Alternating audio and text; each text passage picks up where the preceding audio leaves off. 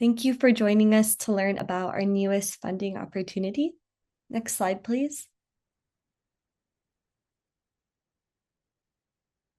Before we begin, I'd like to make a few quick announcements. The first is that the applications will be due on January 30th at 2 p.m. PST.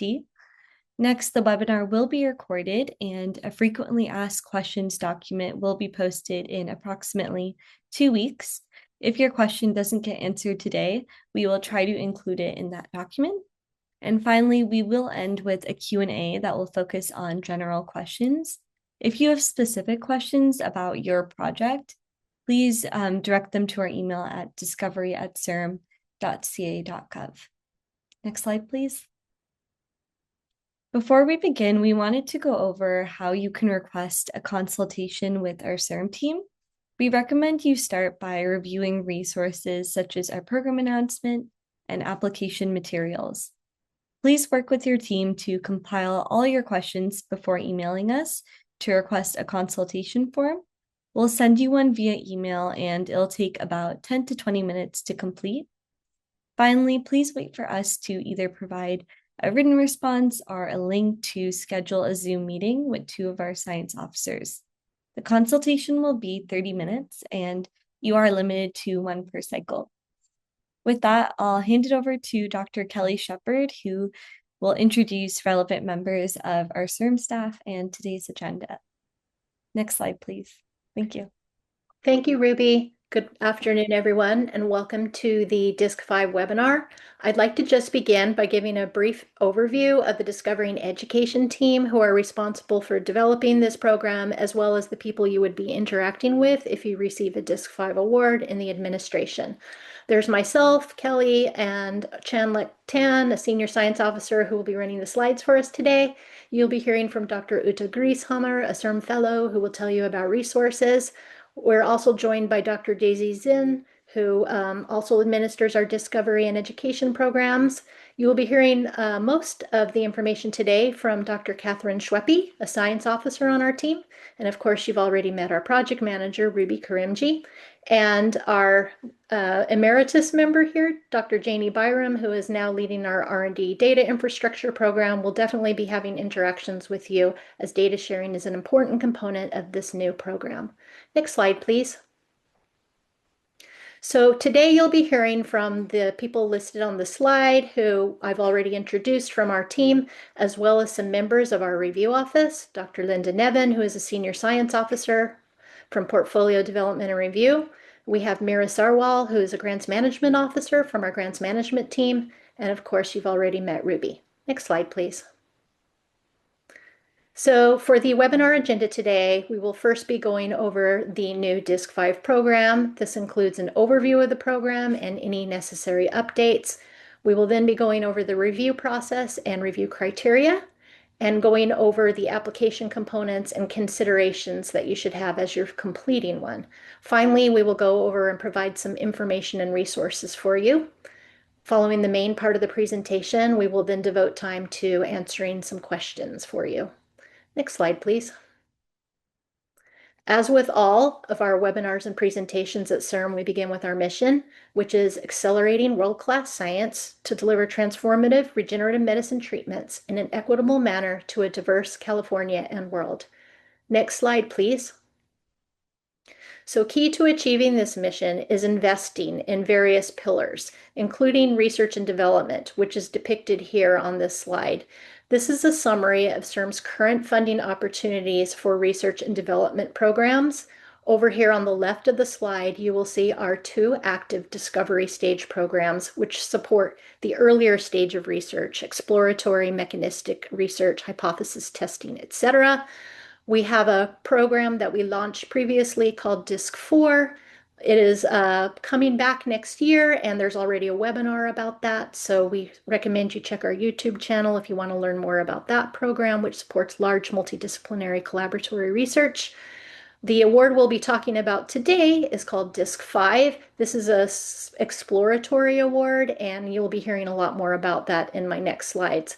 Before we move on, I just want to put these programs in the context of the other funding opportunities that support later stages or more mature phases of research. We have our preclinical development program, which takes projects that have identified a candidate with evidence of disease-modifying activity and prepares them for taking on their IND meeting. And then we have our clinical development program, CLIN2, which supports clinical trials. So next slide, please.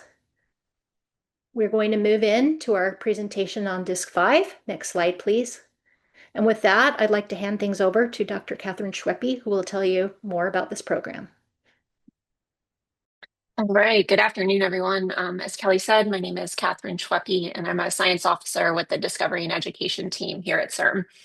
So today I'm going to give an overview of the DISC5 program opportunity, but before we get started, I'd like to emphasize that much of the information we're going to discuss today is detailed in the DISC5 program announcement that you can access on CIRM's website anytime.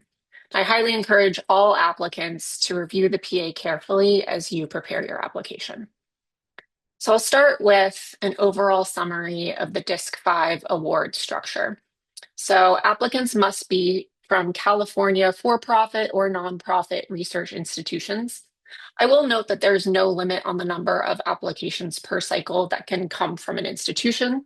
However, an individual may not serve as PI on more than one application. The core team of the project must comprise 2 California-based investigators, 1 principal investigator, PI, and 1 co-investigator, COI. We'll talk a bit more about team eligibility on the next slide. The maximum budget for a DISC5 award is $2.5 million in total costs, and that's inclusive of direct and indirect expenses. And the maximum duration of the award is 3 years or 36 months. Next slide. So as indicated on the previous slide, applicant organizations must be California nonprofit or for-profit research institutions. Core team members, comprised again of 1 PI and 1 COI, must be employed by a California organization at the time of the application and throughout the duration of the award. There is a 5% minimum effort requirement for both the PI and the COI.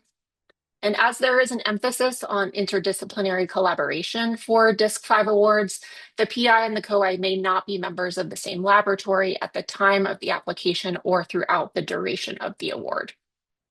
In addition to the core team of PI and COI, the broader project team, which includes key personnel, must include a data project manager. There's no minimum effort requirement for the data project manager, but this individual must be identified on your application. Next slide. So the overall scope of the DISC5 program is to support foundational research led by pairs of interdisciplinary investigators to address fundamental knowledge gaps or bottlenecks in stem cell biology and/or regenerative medicine. So within this scope, projects should aim to achieve one or more of the following outcomes: to advance fundamental understanding of human stem or progenitor cells as they pertain to human health and disease, to advance the use of stem cells to interrogate disease mechanisms to uncover biological insights that could enable therapeutic target and/or biomarker discovery, to gain mechanistic insights to address key scientific or technical bottlenecks in stem cells, gene therapy, and/or other regenerative medicine approaches, or to advance the applicability of stem cells, gene therapies, and/or other regenerative medicine approaches to all affected populations.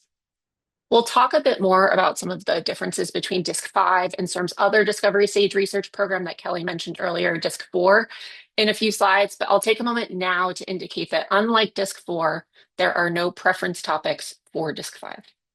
Next slide. Let's talk about project eligibility. So to be eligible for consideration, a DISC5 proposal must address a key knowledge gap or research bottleneck in stem cell biology and/or regenerative medicine. It must aim to meet one or more of the DISC5 expected outcomes that were delineated on the previous slide. It must include studies that employ human stem cells and/or human genetic research as part of the central approach or hypothesis. And the project must provide strong justification for any proposed use of non-human models. Next slide. Let's talk about allowable research activities. So DISC-5 funds may support any research activity that contributes to the achievement of the project's expected outcomes and aligns with eligibility requirements. So you'll see on the slide here, there's a bulleted list of potential research activities that may be supported by DISC-5 funds, but this list is not at all exhaustive by any means. One important note, it is not only allowable, but it is required to budget for activities associated with managing, preserving, and sharing data and knowledge obtained from your CIRM supported award. Next slide.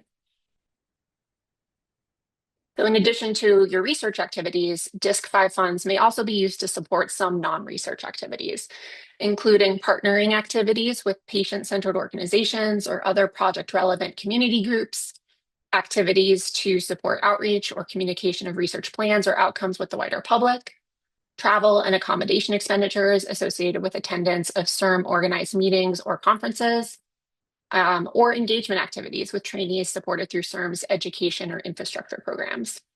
If you have any questions about non-research activities, I encourage you to reach out to CIRM as you are preparing your application. Next slide. All right, so we've talked about allowable research and non-research activities, but what is out of scope for DISC-5? So as the focus of DISC-5 is foundational discovery research, DISC-5 funds may not be used to support therapeutic or other commercial development activities, including lead optimization, manufacturing, preclinical toxicology and pharmacology studies, and other activities that are targeted by CIRM's preclinical development and clinical development programs.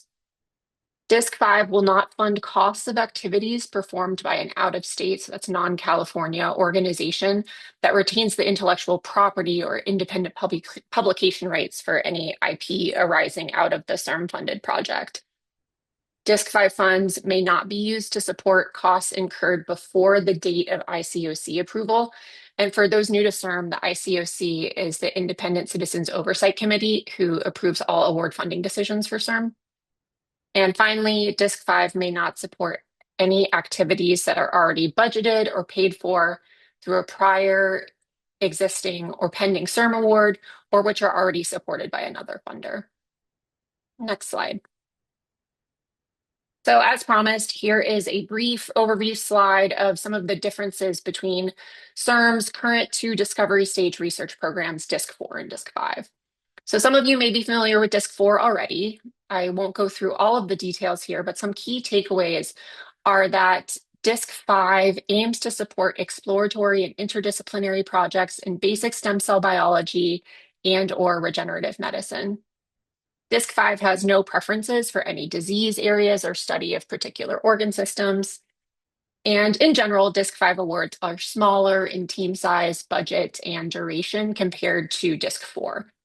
And importantly, perhaps most importantly, DISC-5 does not have a pre-submission stage, unlike DISC-4. So all DISC-5 applicants will submit a full application initially. Next slide. All right, so before I hand it over to Linda to discuss the review process and criteria, I wanted to touch briefly on some common eligibility issues that we see in general across discovery stage awards.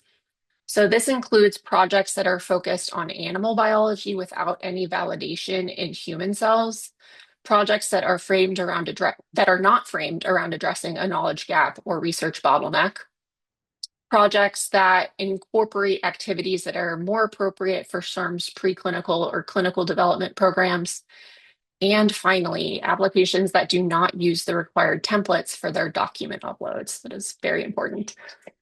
So again, I encourage you to thoroughly review the DISC-5 program announcement on CIRM's website. And as Ruby indicated at the top, reach out to discovery@cirm.ca.gov to request a consultation to discuss questions you may have as you prepare your application.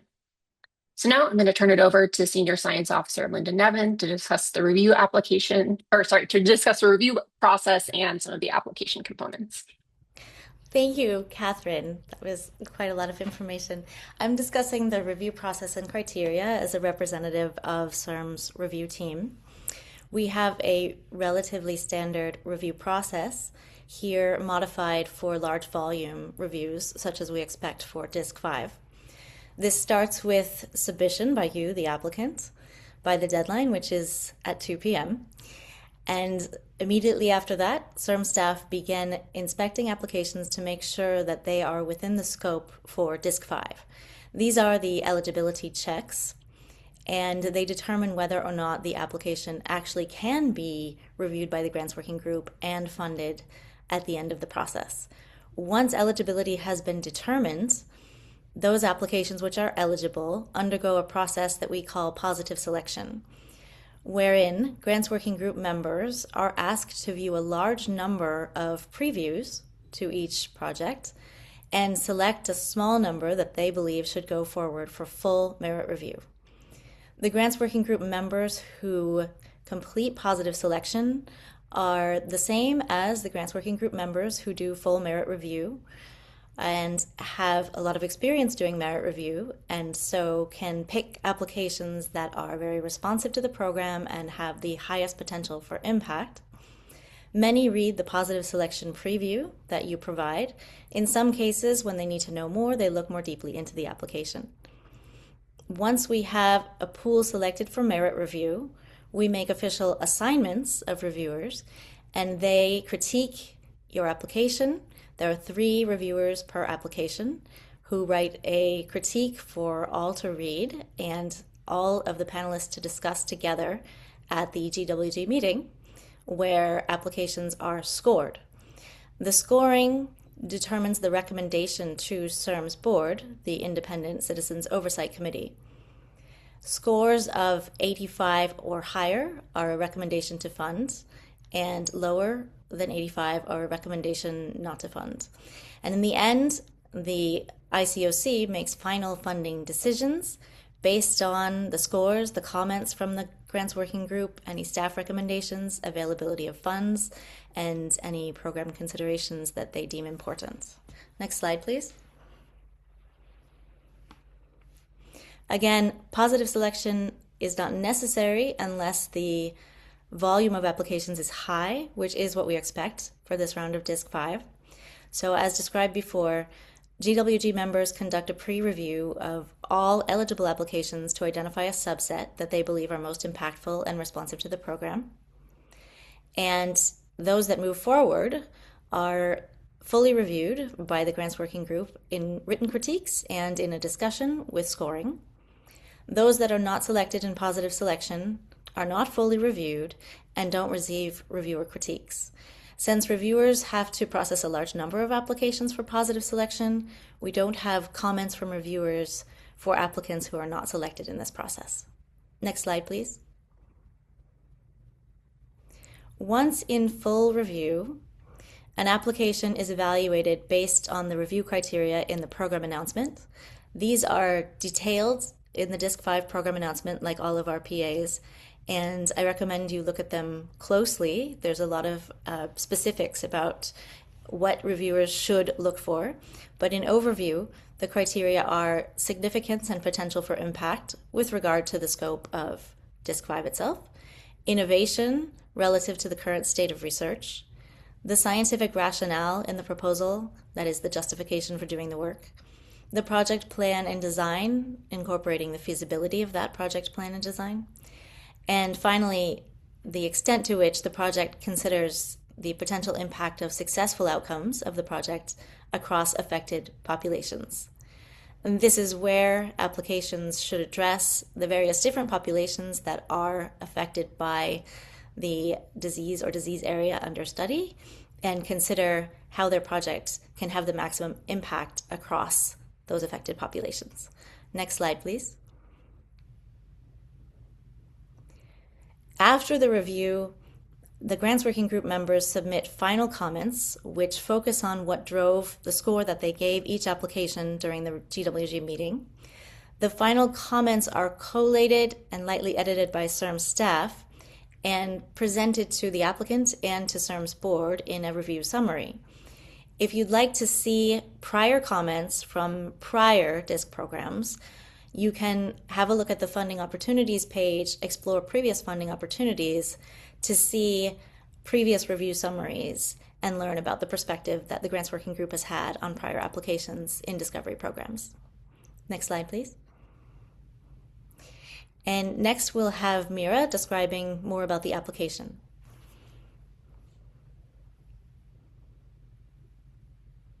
Thanks, Linda. I will be jumping in for the budget slides and budget application components.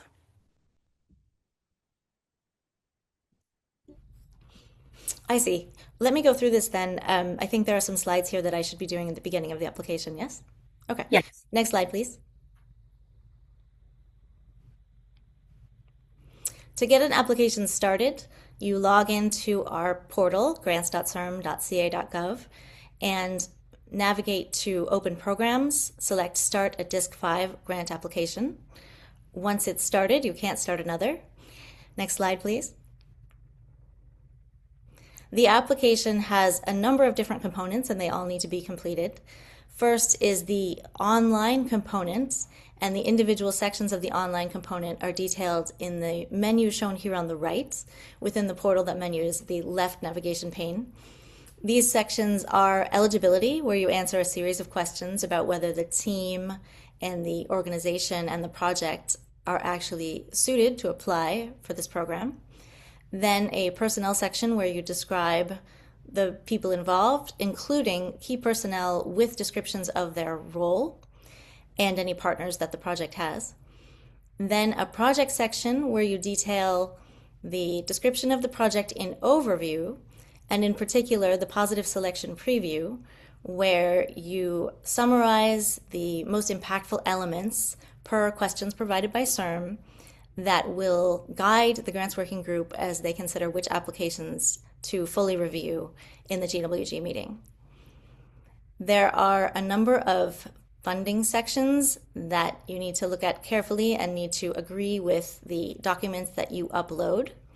And the meat of the application is the document uploads themselves, where you have a proposal and various supporting documents, including biosketches, other supports. If you are a for-profit applicant, the solvency worksheet and documentation, a timeline, and IP licenses and MTA, if applicable. As you go through the application, the incomplete in this menu will change to complete whenever you have finished a section. And once they're all complete, you'll see a submit button. Next slide, please. It's not there, sorry. You'll see a submit button that will enable you to actually send the application to the AOO. The positive selection section is shown here with the overview instructions and then one of the questions we ask you specifically to respond to, such that grants working group members understand how your project is responsive to the DISC5 program and the potential for impact. Applicants are encouraged to devote significant attention to the completion of this page because in many cases, this will be the only page that reviewers read as they consider whether to advance your project to full review. Next slide, please. The proposal template is the meat of the application. You must use the current and required Word template that is provided in the online application document uploads page. Adhere to the prescribed page limits. Maintain the formatting as it is, including fonts and margins. There are instructions for each section detailing what you're expected to explain or provide. Once you have this fully edited and prepared, you can convert to a PDF and then upload. As described here, we can't alter margins, font size, etc., exceed page limits, leave sections incomplete, or of course, we can't use a do-it-yourself template. Next slide, please. And now we're going to have Mira Sarwal from our grants management group describe the finance components of the budget of the application. Thanks, Linda. Hi, everyone. As Linda said, my name is Mira Sarwal. I'm from CIRM's grants management team, and I primarily manage the discovery, education, and translational award portfolios. So today we're going to go over the online applications budget, the budget justification, solvency documentation requirements, and the uploads module for this award mechanism. So first, just going into the online applications budget module, you will need to enter annual direct and indirect project costs, into the funds calculator module. Each year should reflect true anticipated expenditures for the duration of the CIRM-funded project, and indirect costs such as facilities and overhead will auto-calculate based on manually entered percentages in this module. For any consultant, subcontract, and service contract agreement costs you propose, they should also be manually entered in the designated contracting module before the funds calculator module. These values will automatically pull into the funds calculator budget table and automatically account for exclusions above the first $25,000 entered. Exclusions will automatically total annual adjusted project costs in the exclusions table within the funds calculator module.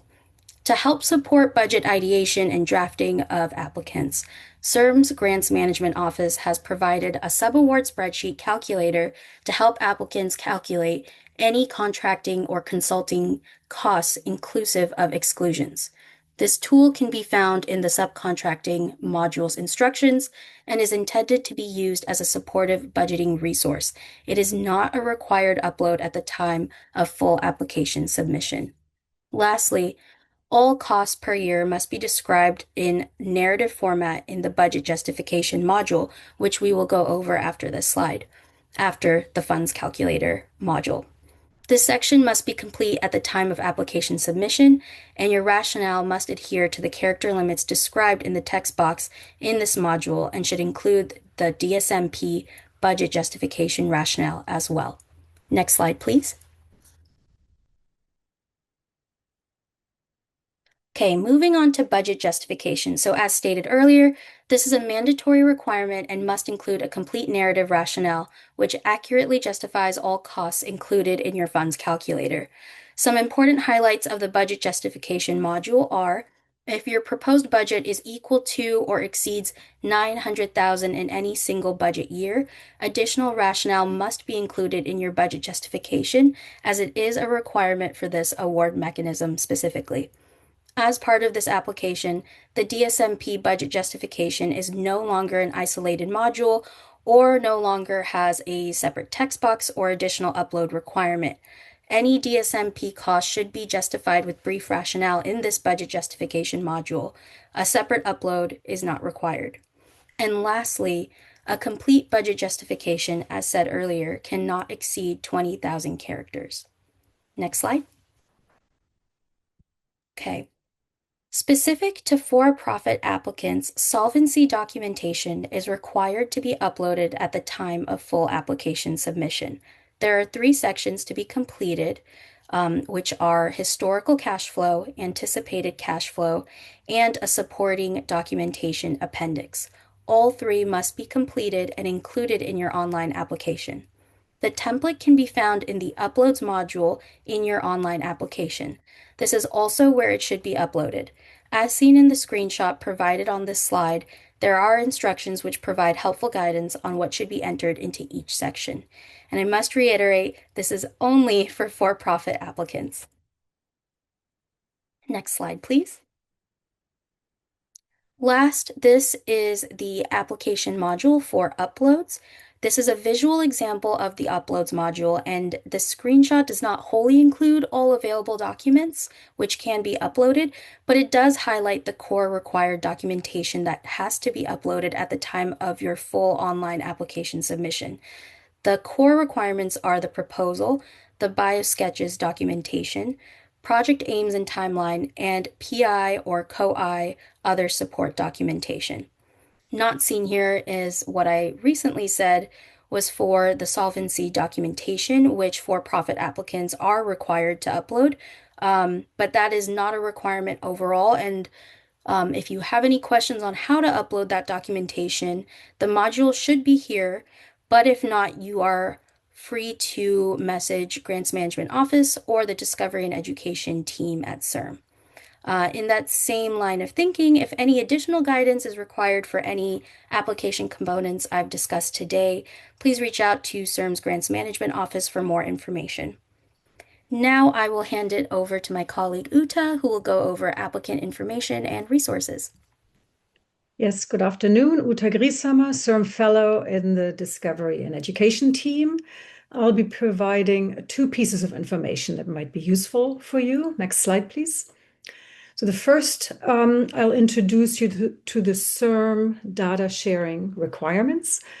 CIRM awardees are expected to make their data and metadata available to the broader scientific community by depositing the data into repositories that are accessible to other researchers. And this is to maximize the value of CIRM-funded stem cell and genetic research by making these data sets accessible, enabling the reuse of data by other researchers. In your application, we ask you to provide a high-level data sharing overview, but I think it is useful to already be aware about the relevant requirements once an award is made. So once funded, we will ask you to develop and maintain a detailed data sharing and management plan, which we call DSMP for short. And this will entail reporting on relevant metadata as the project progresses by maintaining an online metadata catalog and providing us with information about data use limitations that apply to the biosamples you use. For information about CIRM's data sharing requirements, you can go to the For Researchers tab on our website and navigate to Information for Applicants and click on the Data Sharing and Management link. Next slide. Why are we asking you to do this? At the end of the award, after you deposited the data that you generated and you deposited it in a data repository, we'll make the corresponding metadata that you shared with us in the metadata catalog available on our publicly accessible data explorer. The goal is to help researchers find your data and to make your data as accessible and reusable as possible. The data currently includes data sets from Discovery Awards. It also has data sets listed from the CIRM Genomics Initiative and legacy data as extracted from publications. And you can access the Data Explorer from the Data Hub as indicated with the URL there. Okay, next slide. So the second a piece of information I wanted to share with you is that we have a resource that you have access to, the Shared Resource Labs for Stem Cell-Based Modeling. This is a network of 11 CIRM-funded core laboratories across California. And these core labs are not just for the scientists at these home institutions that are listed here, but they are open to researchers and trainees across California. They provide access to specialized services and equipment. They share their expertise with stem cell-based models. They train researchers and provide educational resources, courses, and activities. You can find information about their offerings at the links posted at the bottom of the slide. And you can also contact me directly if you have questions about this. So the last slide, next slide. I don't want to go through the details here, but I'd like to use the slide to illustrate that these shared resources labs offer access to a variety of cell types and organ models, and they offer a variety of technologies and services for analysis of stem cell-based models. So you could consider approaching a shared resource lab as a collaborator for your proposed research in your DISC5 application, for instance. Or if your lab already studies stem cell-based models, you still may find useful expertise within this resource, or you may find that a shared resource lab offers a course or a workshop useful for training new personnel or on your project. And beyond the potential relevance of this resource to your DISC5 project, I'll end by asking that you share availability of these shared resource labs with other potentially interested colleagues of yours. I'll hand it back to Ruby now. Thank you, Uta, and to all of our panelists. That concludes the presentation portion of our webinar. Before we start our live Q&A, a reminder that applications are due January 30th at 2 p.m. PST. Key programmatic questions should go to the discovery email. Questions about the application and review process should go to the review team. And any additional questions regarding budget, or the online application can go to our grants management team. If you're unsure, just email the discovery address and we will direct you to the right place. The QR code on the right side of this slide will take you to our DISC5 landing page, where you can find reference documents and common questions. With that, I'll now be moderating the live Q&A portion of our webinar. If your question is not answered today, please be on the lookout for our FAQ, which will be posted in 1 to 2 weeks on our landing page, which is on the right-hand side, or you can also reach out to our email address. Next slide, please. Thanks, and you can actually go one more. Great, so we'll have the slide open during the entire Q&A session, which has some common questions that have been asked throughout your registration are in emails to our Discovery mailbox. But aside from that, our first question will be for Mira from the Grants Management Office.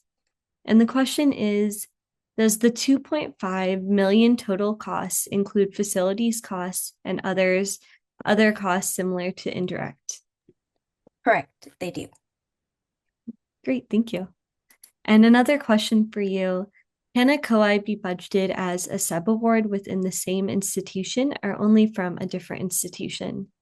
Great question. As long as the COI and their institution meets minimum eligibility requirements as described in CIRM's Discovery, Translational, and Education Grants Administration Policy and the PA for this award mechanism, they should be able to serve as a COI even as a contractor. I do want to emphasize too in my response though that all of the project activities for which any salaried time will be paid for to oversee it has to be conducted in California. That shouldn't be too much of an issue though if they're from the same institution, but I just needed to highlight that. Thank you, Mira. Our next question will be for Linda. Could you please clarify if the PI's career stage has any impact on eligibility or review outcomes? Of course, great question.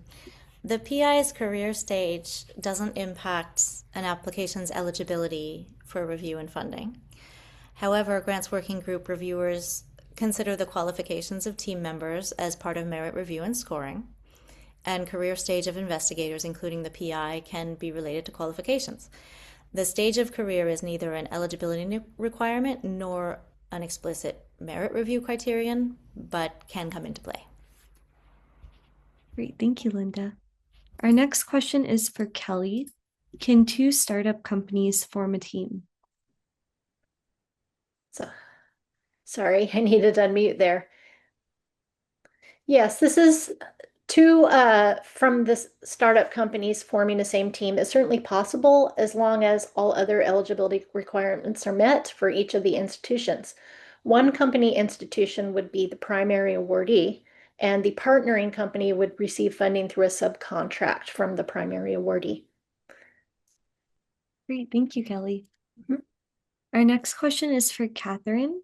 Can applications be focused on a single disease or disorder? Absolutely. Yeah. So while CIRM encourages applications that may lead to foundational biological insights that are applicable across multiple systems or indications, applications may absolutely be focused on a single disease or disorder. And it's important to remember to frame your proposal around addressing knowledge gaps or bottlenecks in stem cell biology or regenerative medicine, incorporate stem cells and or genetic research into approach, and focus on foundational discovery and not therapeutic development. Great, thank you, Catherine. Our next question will be for Chan. Can a postdoc in a collaborating lab serve as a co-investigator?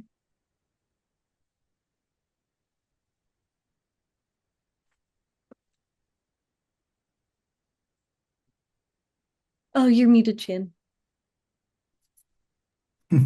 Hi, sorry about that. Yes, so the postdoc as a co-investigator, so the co-investigator must be accountable to the conduct of the project to their California-based organization. So they must meet the same institutional qualifications that would be expected of a PI. And the PI and the co-I must be authorized by the applicant organization or their home organizations to conduct the research and assume the responsibilities of the PI or co-I. So whether a postdoc can fit that role is to some extent up to the institution. Yeah. Great, thank you. And our next question is for Uta. What type of data is required to share? So CIRM requires that all applicable data and associated metadata must be shared. And so with applicable, we mean that all data that are needed for another researcher to replicate results and to reuse data needs to be deposited or shared. There are, of course, cases where there may be ethical, legal, or technical factors to justify that some data will not be shared. And the rationale for not sharing certain data can be discussed with CIRM if funded. And so we'll work with awardees to work through the details of the data sharing and management plan. Great. And while we're on that topic, can you also elaborate on the roles and responsibilities of the data project manager? We realize that managing data is actually quite an elaborate process. And so that's why we require that there is a data project manager on the part of the team.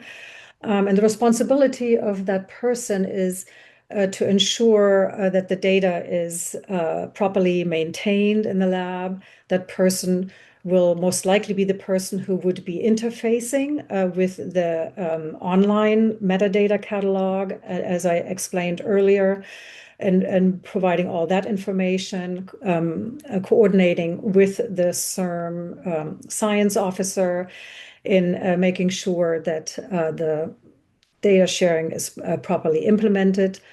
It should be somebody who is familiar with the ins and outs of managing the raw data and the process data in the lab, and also depositing such data in repositories. That's great. Thank you, Uta. Our next question is for Catherine.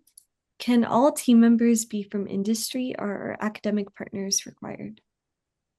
Yes, all team members could be from industry, from a for-profit organization. There is no requirement for academic partnerships, only that both the PI and the co-I organizations be located in the state of California. And as we discussed earlier, any IP generated from the CIRM funding be retained within California. Great, thank you, Catherine. And I see a few attendees raising their hands. If you have any questions or comments, it would be great if you could put them in the Q&A box, and we'll do our best to get through them. Our next question is for Chan. Why does this funding opportunity require a pair of PI and co-Is? And also, can CIRM provide assistance to form pairs?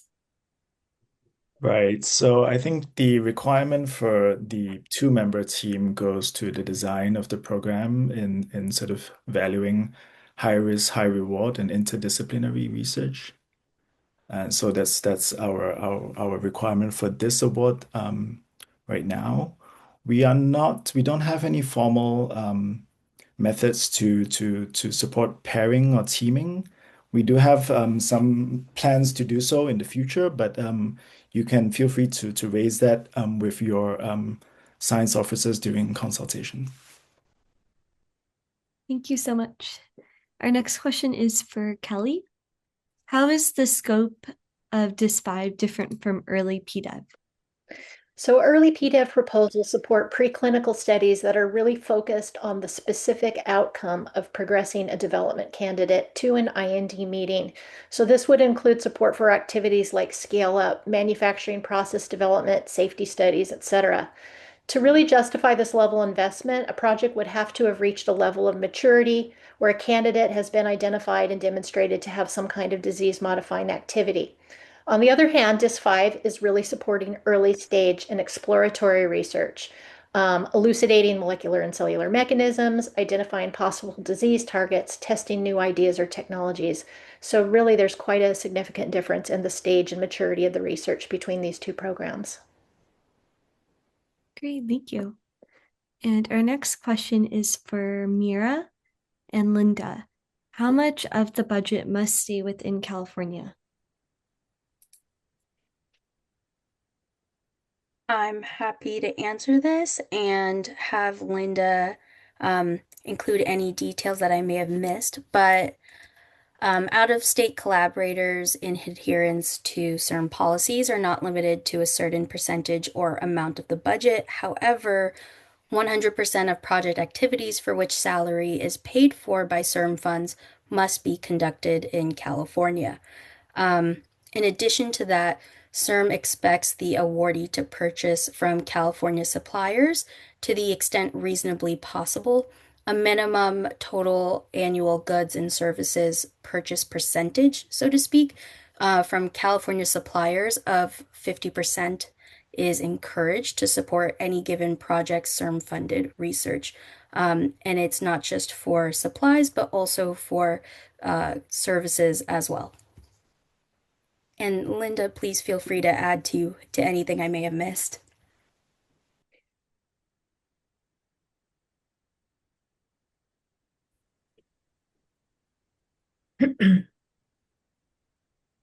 Looks like we're all good. So I'll go on to the next question for Linda. Are there alternatives to a W-2 to demonstrate that the company and PI or COI are domiciled in California? Thanks, Ruby. I just wanted to note as background that to qualify as a California organization, the company must employ and pay more than 50% of its employees in California. In response to the question, CIRM relies on W-2s for verification. If you believe you meet CIRM's definition of a California organization, but you're unable to provide W-2s, please contact legal@cirm.ca.gov for guidance on alternatives. Great, thank you. And our next question is for Uta. When is the data expected to be shared, and how are proprietary and IP aspects protected for the biotech companies? Yeah, thanks, Ruby. All applicable data that are generated under a CIRM Discovery Award must be shared no later than the time of publication or by the end of the award period, whichever comes first. And we do not make any exceptions for for-profit companies in this regard. We feel strongly that the data generated by CIRM Awards needs to be leveraged for other research, and these same requirements apply to biotech companies. Great, thank you. Our next question is for Catherine. Are two teams from the same institution eligible? Yes. So there's no limit on the number of applications from institutions. However, an individual can only be a PI on one application, and an individual can only be a PI or COI on more than two applications, if that makes sense. So only one application you can be a PI on, and you could be an individual could be a PI and a COI on up to two. Yeah. Great, thank you. And our next two questions are for Kelly. Is gene therapy platform technology development supported? Potentially, it can be, yes, if the research or technology discoveries involved will address fundamental knowledge gaps or bottlenecks as described in the program announcement. So, for example, this could include studies that are basic or discovery research stage, working on a scientific or technical bottleneck in gene therapy. However, not as a validation or optimization of a specific product that's already underway, right? It should also include human stem cells and or genetic research as part of the central approach to the platform. And you should ensure that the project does not include any preclinical development or clinical development activities, such as lead optimization, manufacturing, toxicology. Otherwise, that would be out of scope and not eligible for DISC5. Great, thank you. And the next question is for you too.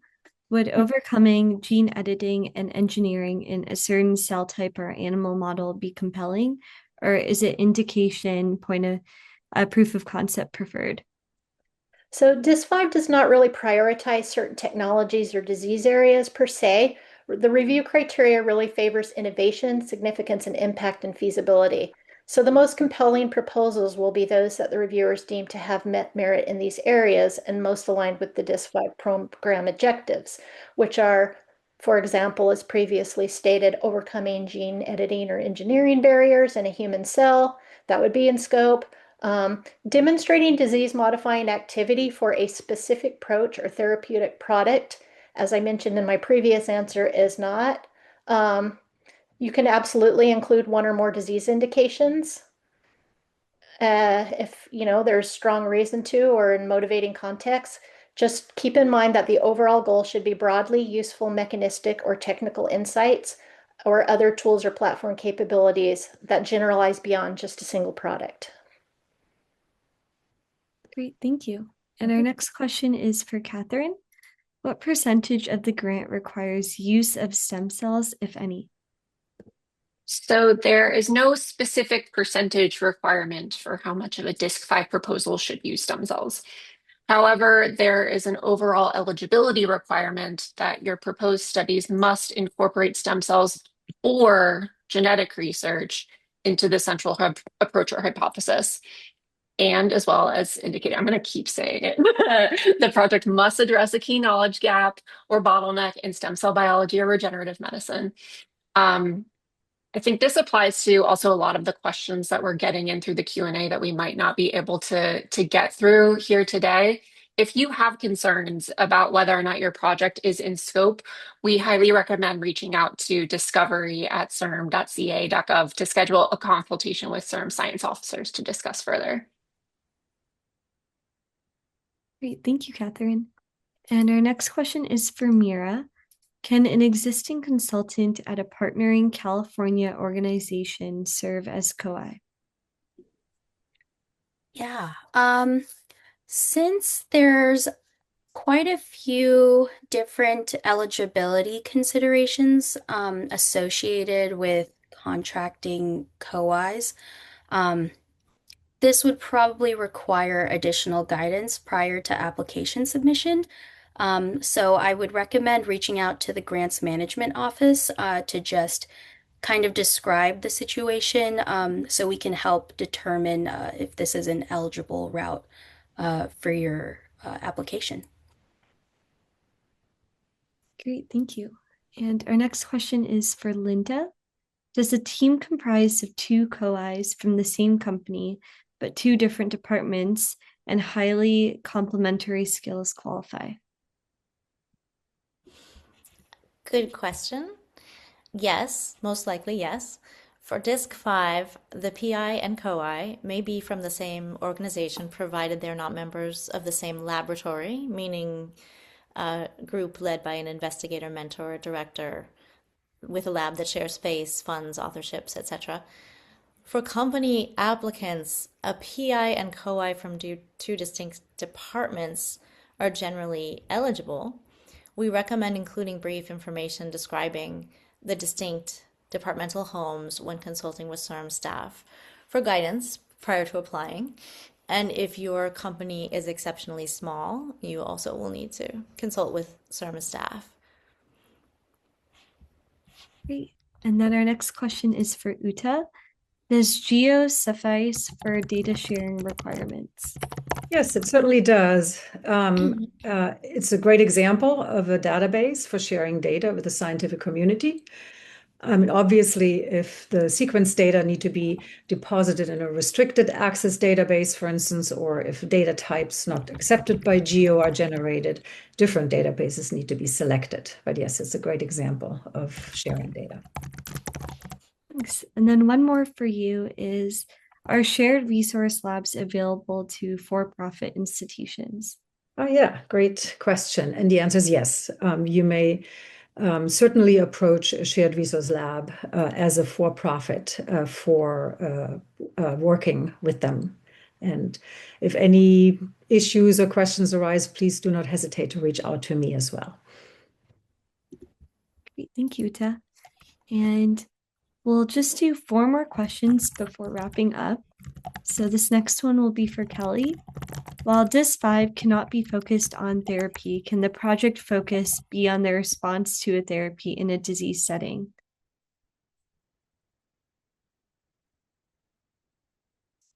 Sorry, I was muted. Potentially, yes. That would be considered a mechanism of action study and relevant overcoming bottlenecks and technical and scientific related to stem cell discovery or therapy could include learning more about its mechanism of action. It could also inform discovery of biomarkers and other targets. You just need to make sure you're not asking for funding for anything that is a clinical trial. Obtaining clinic samples from a clinical trial and doing retroactive studies could be a feasible option, however. Great, thank you. And our next two are for Linda. The first is, does the grant mechanism allow revision? Does the grant mechanism allow revision? I think what that must be describing is revision of the project once it has launched. If that's what that means, that would be up to the other team, but I would say that they do work in parallel with, in collaboration with the awardee as the award progresses. If that refers to changing a grant proposal after it's submitted, then no, can't do that. I hope that Thank you. helps.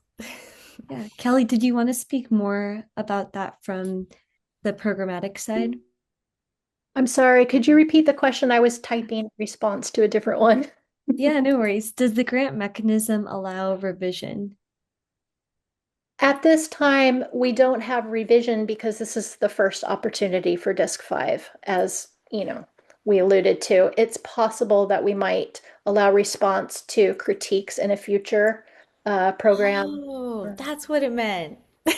In Resubmission. a future, yes, in a future opportunity, if in a future DISC5 opportunity, assuming that the program hasn't changed fundamentally, if you have critiques from a reviewer that you would like to respond to, there could be a page in the proposal dedicated to responding to those prior critiques. Great, thank you both. And then the next question is for Linda. If a PI has funded a CIRM award through a different CIRM award, could they be eligible for PI, COI, or both? This one I'm sure I'll get right. So, yes, they can. Having funding through another award mechanism does not limit your ability to apply for this award in either of those roles or both. Of course, you can't apply with any overlapping activities to the other grants. Great, thank you. And then our last question before we wrap up will be for Mira. If you're in really early stage startup with small amount of funding, how would they show solvency? Yeah, historical cash flow records, which is what we kind of talked about today in that first section of the solvency documentation. Historical cash flow records only need to be described and justified with verifiable proof of up to the last 180 days for any for-profit organization. So, if this is not possible, it may be worth reaching out to the discovery team and or the grants management office for additional guidance, as this could raise some considerations around overall institutional eligibility. Great, thank you. We're now at 2:30, and that is the end of our DIS5 Awards webinar. Thank you everyone for joining, and a reminder that if we didn't answer your question today, either live or via the Q&A box, we will be posting an FAQ document along with a recording of this webinar on our website in the next 1 to 2 weeks. Thank you everyone again for joining, and happy holidays.